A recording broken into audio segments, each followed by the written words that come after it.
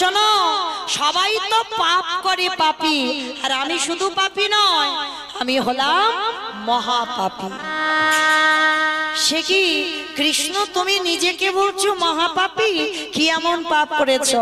বলে জানো দাদা, পাপটা তো আমি এই বৃন্দাবনে দাপরে যুগে করি নাই। তাহলে কবে করেছো? বলে পাপ করেছিলাম দাপরে যুগে না, ওই ত্রেতা যুগে, যেদিন আমি ছিলাম রঘুপতি রামচন্দ্র। সর্বনাশ, সেই রাম অবতারে পাপ করেছিলিস। কি পাপ করেছিলিস কৃষ্ণ? আরে শোনো দাদা, আমি নিজের হাতে একটা মুনিপুত্রকে হত্যা করেছিলাম।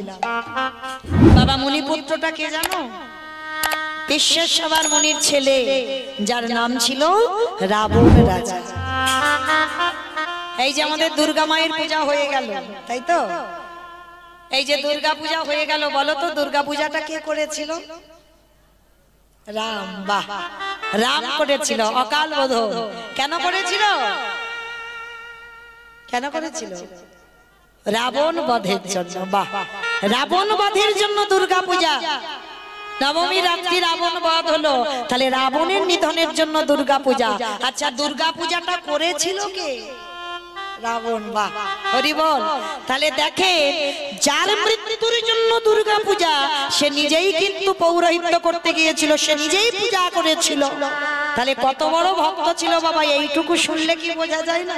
হ্যাঁ, নিজের মৃত্যুর জন্য নিজেই পূজায় বসেছিল। কারণ রাবণ রাজা বাইরেটা দেখে তো বিচার করলে হবে না বাবা,